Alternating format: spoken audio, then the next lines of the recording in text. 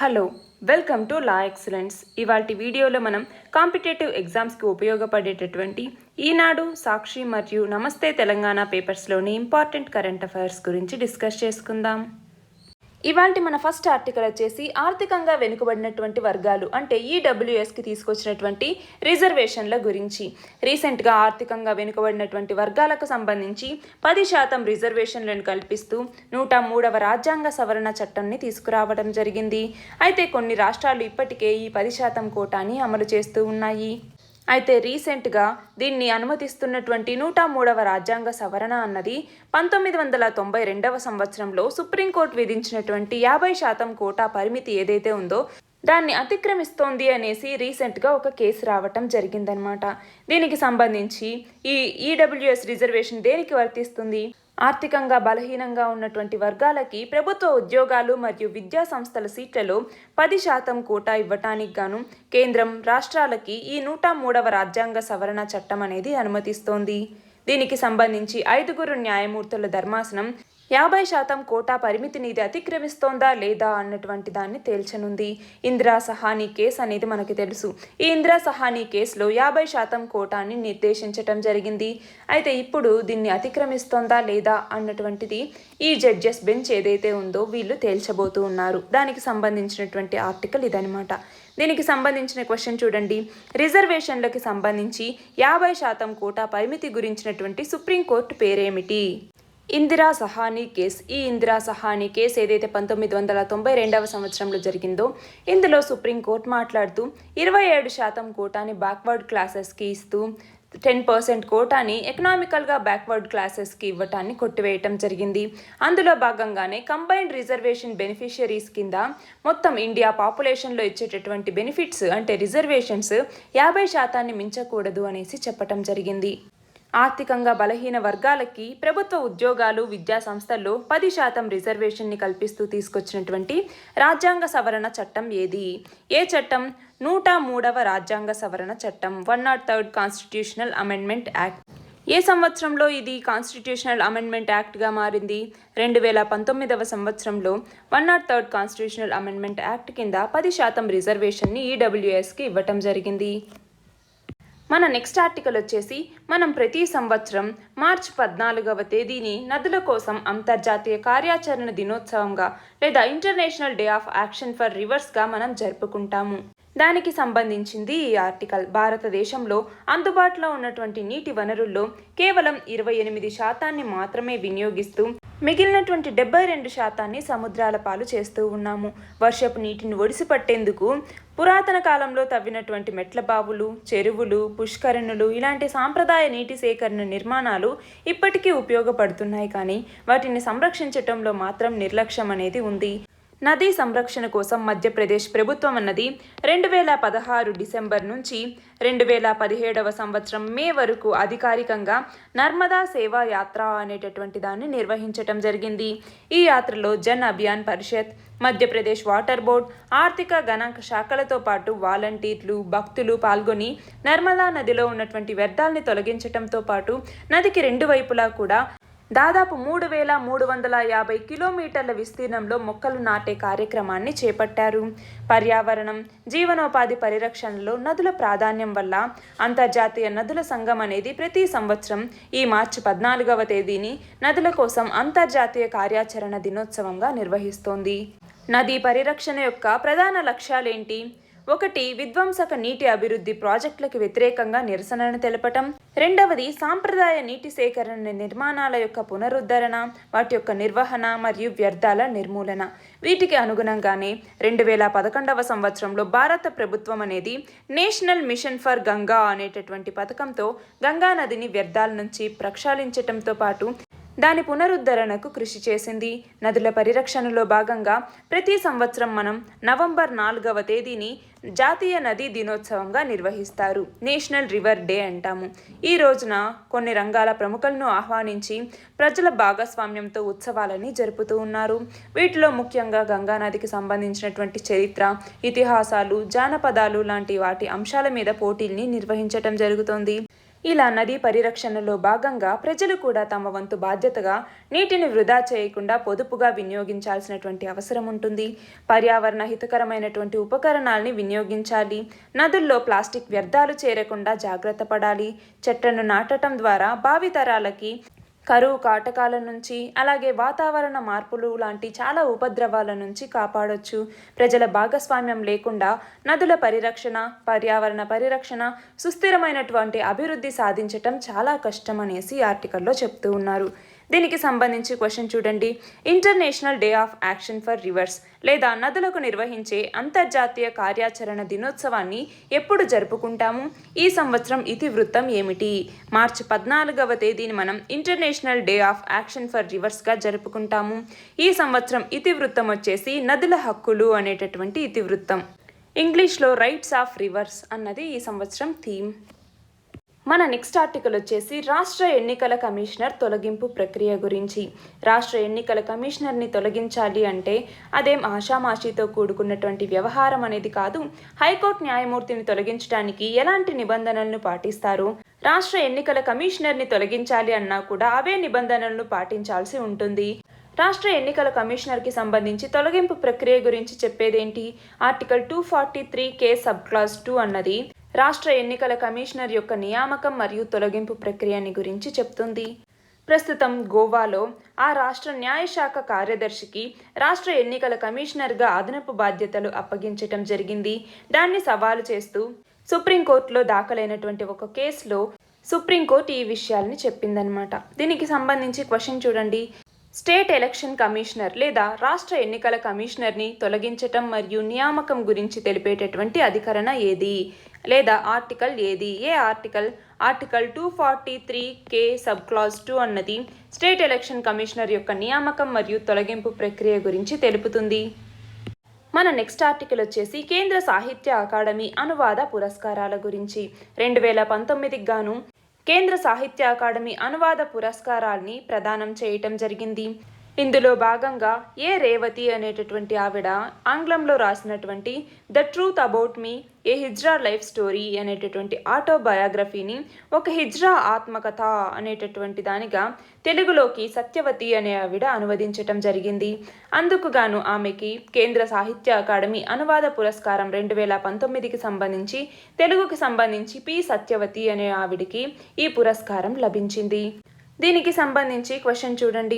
కేంద్ర సాహిత్య అకాడమీ 2019 అనువాద పురస్కారాల్లో భాగంగా the truth about me A hijra life స్టోరీని తెలుగులో రచించినందుకు గాను ఎవరికి ఈ పురస్కారం దక్కింది?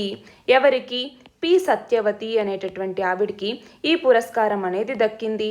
ఈ పుస్తకం ఏదైతే ఉందో దీనిని తెలుగులో ఏ పేరుతో తీసుకొచ్చారు? ఒక హిజ్రా ఆత్మకథ అన్నటువంటి పేరుతో తెలుగులోకి అనువదించారు. మన నెక్స్ట్ ఆర్టికల్ వచ్చేసి జల్ జీవన్ మిషన్ అనేటటువంటి ఒక కార్యక్రమాన్ని తీసుకురావటం జరిగింది.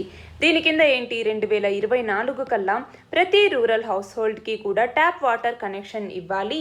అంతేకాకుండా ప్రతి ఒక్కరికి అంటే ప్రతి మనిషికి కూడా 55 లీటర్లు రోజుకు 55 లీటర్ల నీటిని ఆ ట్యాప్స్ ద్వారా అందించాలి అన్నటువంటి లక్ష్యంతో జల్ జీవన్ మిషన్ అన్నటువంటి దాన్ని తీసుకురావటం జరిగింది.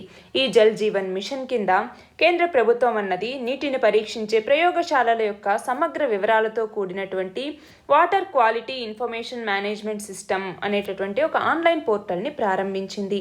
దీని కింద గ్రామాలు, తాలూకాలు, జిల్లాలు, రాష్ట్ర స్థాయిలో నీటి వనరుల మీద నిరంతరంగా నిఘా మరియు పరిశీలనను కొనసాగించడానికి అవసరమైనటువంటి సూచనల్ని, విధుల్ని ఈ ఆన్లైన్ పోర్టల్లో పొందుపరచటం జరిగింది.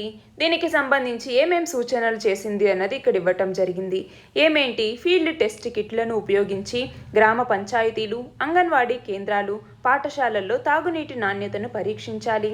పారిశుద్ధ్య స్థితిగతుల్ని తరచూ తనిఖీ చేసేటటువంటి బాధ్యతల్ని కమ్యూనిటీలకి అప్పగించాలి. స్వచ్ఛమైనటువంటి తాగునీటి వినియోగ ప్రాధాన్యాన్ని అందరికీ వివరించాలి. రాష్ట్ర, జిల్లా, సబ్ డివిజన్, బ్లాక్, సంచార ప్రయోగశాలల యొక్క పరీక్ష సామర్థ్యాన్ని పెంచాలి. వాటి యొక్క పరీక్ష ఫలితాలని పర్యవేక్షించాలి. భారత ప్రమాణాల సంస్థ నిర్దేశించినటువంటి నిబంధనల ప్రకారం పరీక్ష కేంద్రాలని ఏర్పాటు చేయాలి. నీటి నాణ్యత సమాచారాన్ని కేంద్ర, రాష్ట్ర ప్రభుత్వాల ఆధ్వర్యంలో ఉన్నటువంటి సంస్థలు తనిఖీ చేయాలి. ఫీల్డ్ టెస్ట్ కిట్ల సేకరణ, రీఫిల్ చేయటానికి ఒక క్రమబద్ధమైనటువంటి వ్యవస్థను నెలకొల్పాలి. వాటి వినియోగాన్ని కూడా పర్యవేక్షించాలి. ఇవన్నీ కేంద్ర ప్రభుత్వం చేసినటువంటి సూచనలు అన్నమాట. దీనికి సంబంధించి క్వశ్చన్ ఎలా అడగచ్చు? ఇటీవల జల్ జీవన్ మిషన్ కింద నీటిని పరీక్షించేటటువంటి ప్రయోగశాలల సమగ్ర వివరాలతో కూడినటువంటి ఏ పోర్టల్ని కేంద్ర ప్రభుత్వం ప్రారంభించింది? ఏ పోర్టల్ని? Water quality information management system. మన నెక్స్ట్ ఆర్టికల్ వచ్చేసి బంగ్లాదేశ్ 50వ స్వాతంత్ర వేడుకలకి మన ప్రధాని నరేంద్ర మోదీ హాజరు కాబోతున్నారు. ఈ నెల అంటే మార్చి 26వ తేదీన 1971వ సంవత్సరంలో బంగ్లాదేశ్ స్వాతంత్రం సంపాదించుకుంది. ఈ సందర్భంగా ఈ నెల 17వ తేదీ నుంచి 27వ తేదీ వరకు బంగ్లాదేశ్ దేశవ్యాప్తంగా సంబరాలు జరపాలి అనేసి బంగ్లాదేశ్ ప్రభుత్వం నిర్ణయించింది. దీనికి సంబంధించినటువంటి క్వశ్చన్ చూడండి. బంగ్లాదేశ్ తన యొక్క 50వ స్వాతంత్ర వేడుకల్ని ఏ రోజున జరుపుకోబోతోంది? ఆపరేషన్ సర్చ్ లైట్ అనున్నది దేనికి సంబంధించింది? ఏ రోజున బంగ్లాదేశ్ తన యొక్క 50వ స్వాతంత్ర వేడుకల్ని జరుపుకోబోతోంది? మార్చ్ 26వ తేదీన. మార్చ్ 26వ తేదీన 50వ స్వాతంత్ర వేడుకల్ని జరుపుకోబోతోంది. ఆపరేషన్ సర్చ్ లైట్ అనేది దేనికి సంబంధించింది? బంగ్లాదేశ్ లిబరేషన్ వార్కి సంబంధించింది ఈ ఆపరేషన్ సర్చ్ లైట్ అన్నది. పాకిస్తాన్ ఆర్మీ బెంగాలీ నేషనలిస్ట్ మూవ్మెంట్లో అంటే 1971లో జరిగినటువంటి ఈ వార్లో బంగ్లాదేశీస్ని అడ్డుకోవటం కోసం ఆ పాకిస్తాన్ ఆర్మీ అన్నది ఈ మిలిటరీ ఆపరేషన్ అయినటువంటి ఆపరేషన్ సర్చ్ లైట్ అనేటటువంటి ఆపరేషన్ని చేపట్టడం జరిగింది. ఈ బంగ్లాదేశ్ లిబరేషన్ వార్ అన్నది 1971వ సంవత్సరం మార్చి 26వ తేదీన మొదలయ్యి మే 25వ తేదీకి ముగిసింది.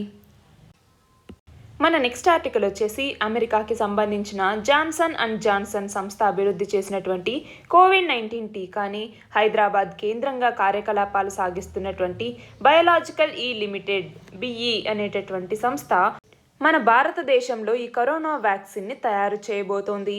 దీనికి సంబంధించి బిఈ లిమిటెడ్ అనేది గత ఏడాదిలోనే జాన్సన్ అండ్ జాన్సన్తో టీకా తయారీ ఒప్పందాన్ని కుదుర్చుకుంది.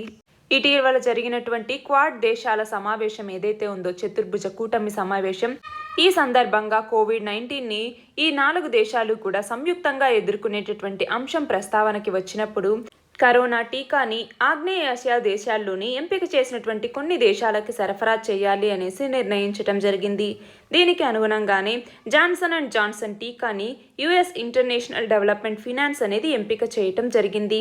ఈ ప్రాజెక్ట్కి ఈ యుఎస్ ఇంటర్నేషనల్ డెవలప్మెంట్ ఫినాన్స్ సంస్థతో పాటు జపాన్ ఇంటర్నేషనల్ కోఆపరేటివ్ ఏజెన్సీ అలాగే Japan bank of international cooperation అనేది నిధులు సమకూరుస్తూ ఉన్నాయి. దీని పంపిణీకి సంబంధించినటువంటి కార్యకలాపాలని ఆస్ట్రేలియా పర్యవేక్షిస్తుంది. ఈ కంపెనీకి సంబంధించినటువంటి టీకాలని భారత్ తయారు చేయబోతోంది. భారత్లో ఉన్నటువంటి బయోలాజికల్ ఈ లిమిటెడ్ అన్నటువంటిది ఈ టీకాలని తయారు చేస్తుంది. దీనికి సంబంధించి క్వశ్చన్ ఎలా అడగచ్చు? అమెరికాకు చెందినటువంటి జాన్సన్ అండ్ జాన్సన్ అభివృద్ధి చేసినటువంటి కరోనా టీకాని భారతదేశంలో ఏ సంస్థ అభివృద్ధి చేయనుంది? ఏ సంస్థ? బయోలాజికల్ ఈ లిమిటెడ్. మన నెక్స్ట్ ఆర్టికల్ వచ్చేసి Indian council for research on international economics relations లేదా ICRIER అనేసి పిలుస్తాము. దీని యొక్క డైరెక్టర్ మరియు చీఫ్ ఎగ్జిక్యూటివ్గా దీపక్ మిశ్రా అనేటటువంటి ఆయన్ని నియమించడం జరిగింది. ఈయన ఆల్రెడీ ప్రపంచ బ్యాంకులో స్థూల ఆర్థిక అంశాలు, వాణిజ్యం, పెట్టుబడులకు సంబంధించి ప్రాక్టీస్ మేనేజర్గా బాధ్యతలు నిర్వహిస్తూ ఉన్నారు. ఇప్పటి వరకు ఈ సంస్థకి డైరెక్టర్ మరియు చీఫ్ ఎగ్జిక్యూటివ్గా ఉన్నటువంటి రజత్ కతూరియా, ఈయన 2012 సెప్టెంబర్ 1 నుంచి దీనికి డైరెక్టర్ మరియు చీఫ్ ఎగ్జిక్యూటివ్గా ఉన్నారు. ఈయన స్థానంలో దీపక్ మిశ్రా బాధ్యతల్ని స్వీకరించారు.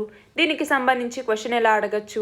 Indian council for research on international economic relations director మరియు చీఫ్ ఎగ్జిక్యూటివ్గా ఇటీవల ఎవరు నియమితులయ్యారు? దీపక్ మిశ్రా. మన నెక్స్ట్ ఆర్టికల్ వచ్చేసి బోస్టన్ కన్సల్టింగ్ గ్రూప్ అలాగే ఫిక్కీ యొక్క నివేదిక అంచనా ప్రకారం 2025 నాటికి మన భారత్కి చెందినటువంటి ఫిన్టెక్ సంస్థలు లేదా ఆర్థిక సాంకేతిక సంస్థల యొక్క విలువ 3 రెట్లు పెరిగి $160 బిలియన్ లేదా సుమారు 11.5 లక్షల కోట్ల రూపాయలకు చేరేటటువంటి అవకాశం ఉంది అనేసి ఈ నివేదిక అంచనా వేసింది. అయితే ఈ అంచనా అనేది నిజం కావాలి అంటే 20 నుంచి 25 బిలియన్ డాలర్ల వరకు ఆర్థిక సాంకేతికత రంగం పెట్టుబడులు పెట్టాల్సినటువంటి అవసరం ఉంది అనేసి ఈ నివేదిక చెప్తోంది. దీనికి సంబంధించినటువంటి క్వశ్చన్ చూడండి. భారత్కి చెందినటువంటి ఫిన్టెక్ సంస్థల విలువ 2025 కల్లా ఎన్ని కోట్ల రూపాయలకు చేరే అవకాశం ఉంది అనేసి బోస్టన్ కన్సల్టింగ్ గ్రూప్, ఫిక్కీ రూపొందించినటువంటి నివేదికలో అంచనా వేశాయి. ఎంతకి 11.5 లక్షల కోట్ల రూపాయలకి ఈ ఫిన్టెక్ పరిశ్రమ చేరేటటువంటి అవకాశం అనేది ఉంది అనేసి అంచనా వేయటం జరిగింది. మన నెక్స్ట్ ఆర్టికల్ వచ్చేసి మన జాతీయ జెండాను రూపకల్పన చేసినటువంటి పింగళి వెంకయ్య ఏ కోటలో అయితే రూపకల్పన చేశారో ఆ కోటకి గుర్తింపునివ్వటం లేదు అనేసి ఇక్కడ ఇవ్వటం జరుగుతుంది. నడిగూడెం అనేటటువంటి కోటలోనే పింగళి వెంకయ్య మన జాతీయ జెండాని రూపకల్పన చేశారు. దానికి సంబంధించినటువంటి ఆ కోట ఫోటో అన్నమాట ఇది. 1921లో ఈ నడిగూడెం అనేటటువంటి కోటలో పింగళి వెంకయ్య 3 నమూనాలను సిద్ధం చేస్తే గాంధీజీ ఆధ్వర్యంలో విజయవాడలో నిర్వహించినటువంటి సమావేశంలో వాటిని ప్రదర్శిస్తే తర్వాత వాటిలో కొద్ది మార్పులతో ఒకదాన్ని జాతీయ జెండాగా నిర్ణయించారు.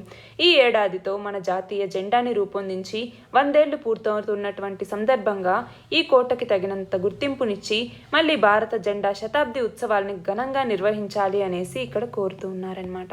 దీనికి సంబంధించి క్వశ్చన్ చూడండి. మన భారత త్రివర్ణ పతాక రూపశిల్పి ఎవరు? పింగళి వెంకయ్య. మన నెక్స్ట్ ఆర్టికల్ వచ్చేసి కేంద్ర సాహిత్య అకాడమీ అవార్డు గురించి. దీనిని 2020 సంవత్సరానికి గాను మొత్తం 20 భాషల్ని ఎంపిక చేసుకుని 20 భాషల్లో రచనలకు గాను కేంద్ర సాహిత్య అకాడమీ అవార్డులను ఇచ్చారు. అందులో తెలుగుకు గాను నిఖిలేశ్వర్ అనేటటువంటి ఆయన రాసినటువంటి అగ్నిశ్వాస అనేటటువంటి కవితా సంకలనానికి కేంద్ర సాహిత్య అకాడమీ అవార్డు అనేది లభించింది. దానికి సంబంధించింది ఈ ఆర్టికల్. ఇక్కడ క్వశ్చన్ చూడండి. నిఖిలేశ్వర్ రాసినటువంటి ఏ కవితా సంకలనానికి ఇటీవల కేంద్ర సాహిత్య అకాడమీ అవార్డు లభించింది? అగ్నిశ్వాస. మన నెక్స్ట్ ఆర్టికల్ వచ్చేసి వైఎస్ఆర్ ఆరోగ్య ఆసరా. ఈ పథకాన్ని 2019 డిసెంబర్ 1వ తేదీన తీసుకురావటం జరిగింది.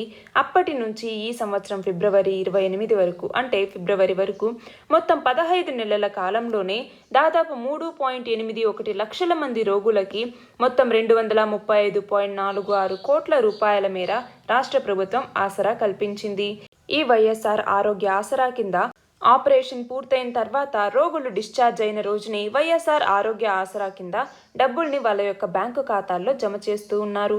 బ్యాంకు ఖాతాల వివరాలు లేనటువంటి వైఎస్ఆర్ ఆరోగ్యశ్రీ లబ్ధిదారులకి 104 ద్వారా కాల్ చేసి హెల్త్ కార్డులో ఉన్నటువంటి ఇతర సభ్యులకి బ్యాంకు ఖాతా నెంబర్ ఉంటే వాళ్ళ బ్యాంకు ఖాతా నెంబర్ని ఆరోగ్య మిత్రాకి ఇవ్వాలి అనేసి సూచిస్తున్నారు. దాంతో వాళ్ళ బ్యాంక్ అకౌంట్స్లోకి మనీ అనేది జమ చేయటం జరుగుతుంది.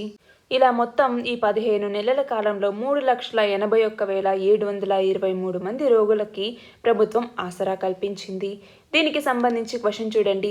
వైఎస్ఆర్ ఆరోగ్య ఆసరా పథకాన్ని ఎప్పటి నుంచి అమలు చేస్తున్నారు?